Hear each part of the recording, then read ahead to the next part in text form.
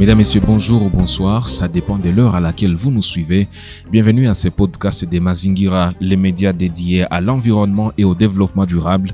Je suis Fidel Kitsa à la présentation de cet épisode qui reçoit aujourd'hui Didier Aksanti, cofondateur de l'organisation Youth for Green Nature, Jeunesse pour la nature verte en français, pour échanger autour des opportunités que présente la RDC en ce qui concerne les ressources naturelles en faveur des jeunes. Tout d'abord, Didier Aksanti, bonjour et bienvenue dans ces numéros.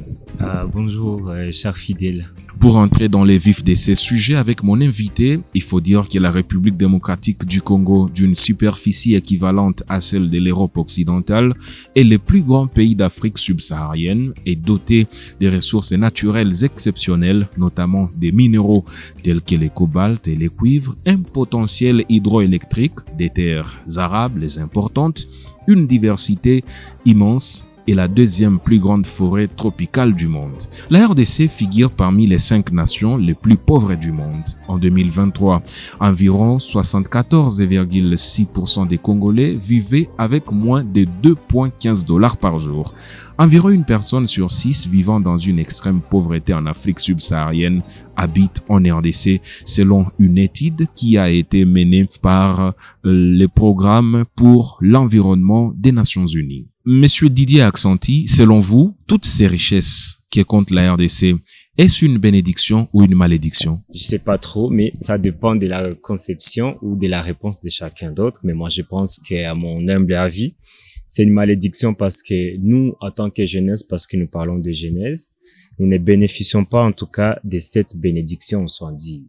Alors, les ressources de la RDC en tant que bénédiction, où est la place de la jeunesse, où est les bénéfices du pays entier? Est-ce que c'est une malédiction, une bénédiction? On dira une bénédiction quand chacun des Congolais a accès à cette bénédiction. Mais aujourd'hui, on se trouve dans une pauvreté vraiment accrue. Est-ce qu'on dira ça, c'est une bénédiction ou malédiction? Moi, alors, je répondrais que c'est une malédiction. Mais avoir beaucoup de biens, c'est une bénédiction, monsieur Didier. Oui. Techniquement parlant, en tout cas, c'est une bénédiction, mais qui ne sert à rien du peuple congolais et tous les Congos. Nous allons comprendre que la richesse de la RDC, je ne sais pas si je peux parler d'un terme de système qui est politique, qui ne permet pas en tout cas aux jeunes ou à tout Congolais d'accéder à cette richesse-là. Donc, on veut dire que la richesse congolaise bénéficie des étrangers, des multinationales qui sont en train d'investir. Donc, c'est comme s'ils viennent prendre de l'argent dans leur banque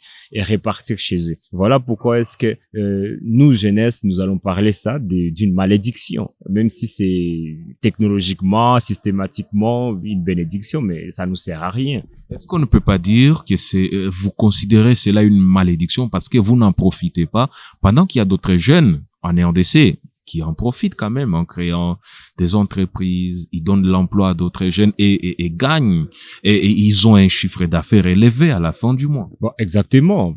On ne peut pas être tout le monde les mêmes, quoi. Dans les systèmes d'investissement, vous savez que ça dépend du moyen de quelqu'un. Nous sommes généralement pauvres parce que nous ne bénéficions pas, en tout cas, de cette richesse de la RDC.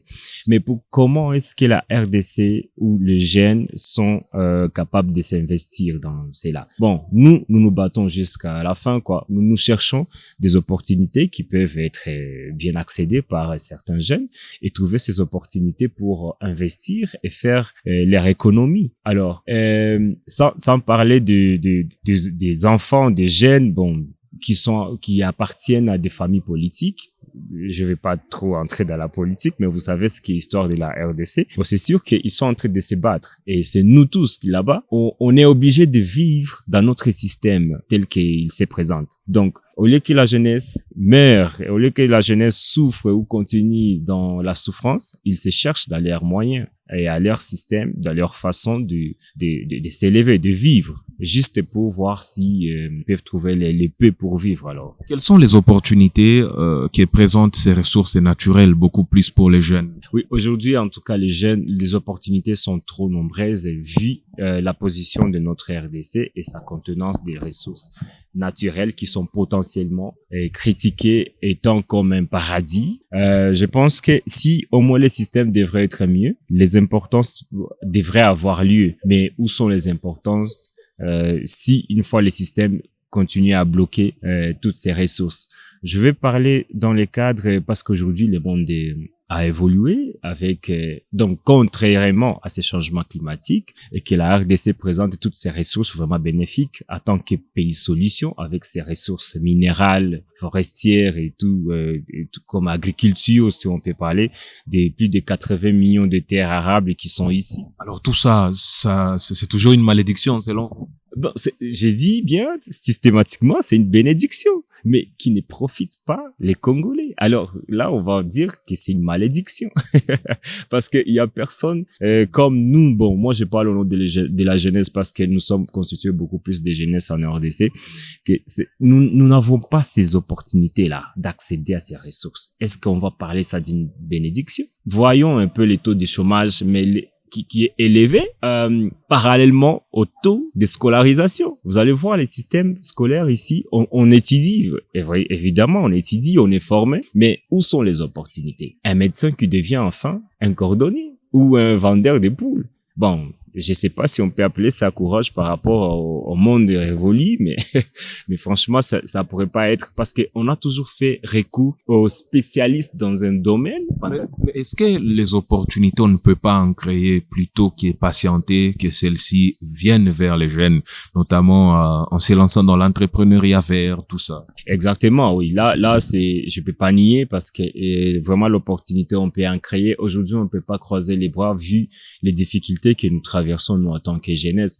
Moi, j'aimerais à ce que toute la jeunesse de la RDC puisse être impliquée dans l'évolution du monde comme ça nous oblige. Et voilà, nous devons nous créer des opportunités vis-à-vis à ces changements climatiques qui nous bat vraiment, qui est en train de battre notre système. Alors, comment est-ce que nous allons nous mettre dans les systèmes, donc dans les opportunités?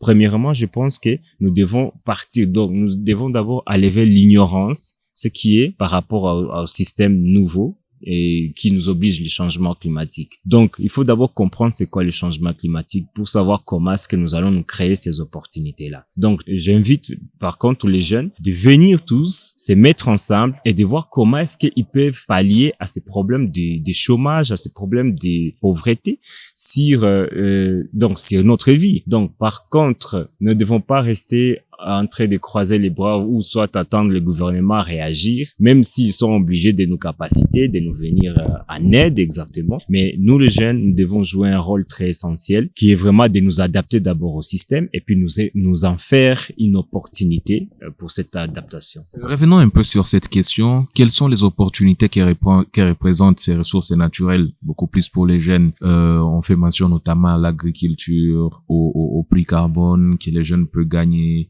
Il y a l'apiculture, il y a les recyclages. Tout à l'heure, d'ailleurs, j'ai lu une information qui parle de l'agriculture, que à peu près 100 mètres carrés peut au moins faire nourrir des centaines de Quinois, si au moins on s'y met. Bon, oui, on dit que nous sommes plus de 80 hectares de terres arables. Pour dire que ça, c'est une grande opportunité qu'on ne peut pas louper. Alors, nous, en tant que jeunesse, qu'est-ce que nous devons faire? Nous sommes formés. D'abord, il y a les agronomes ici. On peut peut-être faire toute une structure de jeunesse pour lutter contre la pauvreté via l'agriculture. Et là, on peut se développer dans ces domaines-là et produire vraiment une quantité qui pourrait servir à un grand nombre de populations congolaises et pourquoi pas aussi répondre aux crises des céréales qui est en Afrique de l'Ouest, parce qu'on dit que le Congo est bien positionné avec ses potentiels. Ben, exactement, nous devons nous y mettre comme c'est dit. Nous sommes plus de 80 millions de Congolais. Est-ce qu'on peut dire aussi que ça aussi c'est une opportunité pour des jeunes qui veulent se lancer peut-être dans l'entrepreneuriat vert? Ils ont une assurance par rapport à la clientèle. Exactement, l'entrepreneuriat vert, je vais d'abord dire que c'est une meilleure opportunité parce que le monde futur, ça va vers l'entrepreneuriat vert. C'est comment j'appelle l'économie verte. Alors, comment est-ce que nous sommes obligés, au fait. Parce qu'aujourd'hui, par exemple, on peut parler il y a certaines ressources qui sont bannies par les systèmes aujourd'hui parce que ça contribue à un taux vraiment élevé sur la pollution de l'atmosphère. Et ça cause les réchauffements climatiques, d'où les changements climatiques apparaissent. Et parmi ceux-là, les enjeux, les conséquences, les impacts sont vraiment nombreux. Et du coup, on voit la pauvreté, l'insécurité alimentaire, on voit aussi. Donc, nous allons, c'est pourquoi ce que j'ai dit que l'adaptation est la meilleure solution pour nous vis-à-vis à notre capacité financière. Parce que nous sommes vraiment moins financés par rapport à nos ressources. Donc, c'est à nous de nous adapter d'abord. Mais faut-il être financé pour exploiter les ressources naturelles que nous avons? Oui, exactement. L'adaptation demande un grand financement parce que c'est progressif, l'adaptation. On peut pas rester sans rien faire. Par contre, on peut commencer avec le peu qu'on a. Mais est-ce que ça peut nous suffire? Peut-être que à la longue, ça pourrait régénérer une ressource financière qui peut vraiment nous lancer directement dans l'adaptation totale. Et ce qui serait, je pense, équitable. Mais en cela, nous ne devons pas vraiment ignorer la présence du gouvernement parce que le gouvernement doit jouer un grand rôle pour accompagner cette jeunesse. On peut pas aller piller une banque pour se financer, pour vivre, quoi, pour se financer afin d'arriver à l'adaptation. Donc, le gouvernement doit accompagner cette jeunesse dans cette adaptation, en nous accordant les opportunités, en nous laissant aussi les ouvertures dans les entrepreneuriats verts. Par exemple, quand on a parlé de l'agriculture, aujourd'hui on est en train d'importer les produits alimentaires ailleurs à un prix qui est exponentiel par rapport à notre moyen. Et pourtant, nous avons une jeunesse qui pourrait s'y mettre, s'y engager et faire une production qui devrait répondre aux besoins alimentaires des Congolais. Aujourd'hui, il faut voir les denrées alimentaires qui sont passées à un prix inadaptable à tout niveau des Congolais. Vous êtes à Goma, vous comprenez bien de ce que je veux dire. Les prix des aliments avant, ce n'est pas les prix pour le moment. Donc, c'est pourquoi j'ai dit que les gouvernements doivent aussi s'impliquer. On ne doit pas nous laisser nos jeunesses faire l'entrepreneuriat vert ou améliorer les systèmes financiers ou économie sans qu'ils nous accompagnent. Nous avons besoin d'eux. Mais est-ce qu'il y a une politique mise en place pour permettre aux jeunes de bénéficier de ces richesses aussi? Je crois bien qu'il y a une politique mise en place par rapport donc à la contribution déterminée au niveau national élaborée par la RDC via les ministères de l'environnement, du développement et tout, financier. Je pense que quand il parle de réduire, par exemple, les émissions à effet de serre, on peut pas réduire les émissions à effet de serre tout en approuvant encore les projets qui vont nuire ou qui vont produire un grand taux des émissions à effet de serre. On peut pas dire l'adaptation sans penser aussi à l'implication de cette jeunesse. On peut pas également dire le développement durable sans cette jeunesse. Donc, vous voyez que la jeunesse jouera un rôle central de tout cela. Donc, pour que cette politique soit vraiment concrète, j'aimerais à ce que, s'ils ont inséré ou pas, je recommandais d'insérer la jeunesse comme au centre de cette politique. Donc, de leur donner cette ouverture d'accéder aux ressources financières afin d'investir dans cette adaptation. Mais il y a différents programmes du gouvernement congolais qui sont mis en place pour encourager les jeunes, les appuyer, les accompagner même. Selon vous, est-ce que cela suffit? Il y a les FOGEC, PADEMPM, Transform qui s'intéressent également aux initiatives entrepreneuriales, environnementales même des jeunes. Selon vous, est-ce que cela suffit? Cela ne signifie pas du tout, selon moi, parce que d'abord, cette politique qui a été mise en place, moi je dirais que ce n'est pas suivi. Quand on met une politique en place sans suivi, donc ça va tomber à quoi? À rien. Mais il y a des suivis qui se font. Hein? Ces suivis-là, il faut voir entre parenthèses, il y a les gens qui s'élamantent déjà, ils disent que on peut te garantir, te financer avec autant, mais la part des lions, la rétrocommission qui existe. Alors, vous allez comprendre aussi que ça sera pas avec un montant qui va vraiment permettre à beaucoup faire l'effort pour résoudre certains problèmes. On est presque à zéro, presque en tout cas à zéro. Et que nous avons besoin d'une grande force pour aller de très loin et pour arriver à s'adapter à ces systèmes ici. Parce que nous subissons vraiment beaucoup que ce que nous produisons. Mais qu'est-ce que nous allons faire? Il faut s'adapter. L'adaptation, c'est ça, c'est toute une chaîne, quoi. Il faut qu'il y ait implication de cette politique-là, qui dit gouvernement, et aussi cette volonté, cette détermination de la jeunesse pour exécuter ces plans-là, ou la politique. Je reviens sur cette question. Est-ce que faut-il nécessairement attendre l'appui du gouvernement, les financements pour bénéficier de tout ce que nous avons comme richesse, comme ressources naturelles dans notre pays? Nous avons un pays avec des terres arables et partout on peut y planter des produits qui vont générer de l'argent, mais on n'a pas besoin, selon moi, on n'a pas besoin d'un appui quelconque.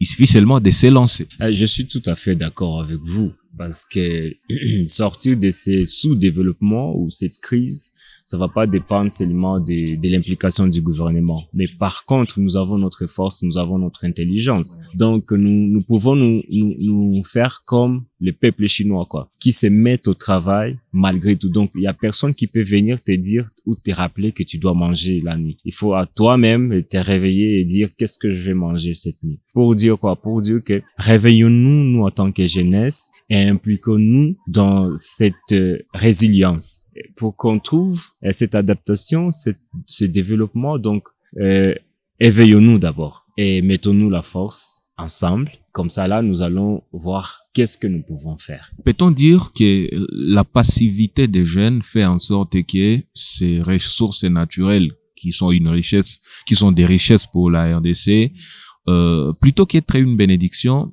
malheureusement deviennent entre guillemets une malédiction? Oui, la passivité de la jeunesse, bon, est vraiment importante vis-à-vis à cette ressource. On peut pas t'exposer la manne à côté de toi et puis toi rester en train de regarder. Donc, c'est pourquoi j'ai dit, nous devons nous impliquer. Il y a, je donne l'exemple de la terre, donc le sol de Goma, qui est rentable, qui est productrice, quoi. Et facilement, tu jettes ici un grain d'haricot et tu trouves que ça pousse un mois comme ça. Donc, ça, c'est un symbole déjà. Ça nous donne un sens et dire que si nous investissons nos forces ensemble, on peut parvenir à répondre à certains besoins qui sont ultimes pour vivre. C'est pourquoi est-ce que nous devons être passifs. Nous devons être, là j'appelle ça dans les termes d'éveil, nous devons nous éveiller et nous impliquer directement. Comment s'impliquer directement? S'impliquer directement, il y a des plateformes, il y a des structures qu'on doit toujours mettre en place. Bon, par exemple, moi, je t'ai dit, j'ai fondé une structure de jeunesse pour la nature, donc pour la nature, pour valoriser ou faire la promotion de développement durable, ce qui est Youth for Green Nature. Je voulais donc l'objectif était de mettre la jeunesse au centre du développement durable. Donc à travers cette structure, les jeunes peuvent s'impliquer massivement et être proactifs dans les actions. Donc on ne sera pas seulement là en train de mettre les écrits, mais passons en action et on peut toutefois s'y mettre et répondre à ces besoins-là. Et tout comme il y a en tout cas toute structure qui est capable. C'est seulement nous qui manquons vraiment cette détermination. Mais si nous nous mettons dans ces structures, nous fondons ces structures, je pense qu'on peut y arriver. En quelque sorte, vous invitez les jeunes Congolais à exploiter leur potentiel, à saisir aussi toutes les opportunités qui se présentent devant eux. Tout à fait. Nous devons exploiter notre potentiel qui est critiquement commenté dans le monde entier, être une bénédiction, mais ce que nous présente une malédiction. Donc, mettons-nous à exploiter notre potentiel ressources qui peut nous rendre un pays très développé dans les jours futurs. Je ne cesserai pas de condamner notre gouvernement et de les appeler de plus en plus, de nous venir en aide, de nous impliquer dans nos idées, donc s'impliquer dans nos idées, dans nos déterminations, afin qu'on soit un peu courageux. Parce que si nous y mettons nous seuls, je pense que nous ne sommes pas capables d'y arriver. Par exemple, il y a les documents qui nous sont recommandés. Pour cela, si le gouvernement nous facilite, parce que dans d'autres pays, entre parenthèses, j'entends que si la jeunesse veut investir, il leur facilite avec les documents et avec moins de garantie des taxes. Par exemple, on peut commencer pendant 6 mois sans payer les taxes. Et là, ça va donner à la jeunesse le courage de s'impliquer. Donc, je demande encore à notre gouvernement congolais de venir accompagner la jeunesse qui est vraiment déterminée à défendre son pays, à investir dans le développement durable, afin que nous soyons résilients. Et nous devons former, donc nous devons devenir une jeunesse résiliente. C'est pourquoi le gouvernement doit nous accompagner dans cette lutte. C'est une grande lutte, c'est que nous ne pouvons pas être en mesure d'atteindre nous seuls. Ainsi s'achève cet épisode de notre podcast sur Mazingira. Je suis Fidèle Kissa à la présentation avec Didier Aksanti, cofondateur de l'organisation Youth for Green Nature, Jeunesse pour la nature verte. Merci beaucoup, monsieur Di. Merci beaucoup, cher Fidèle. Ensemble, nous sommes revenus sur des opportunités que présente la RDC en ce qui concerne les ressources naturelles en faveur des jeunes. Merci de nous avoir suivis. Restez avec nous et à très bientôt pour un nouveau numéro.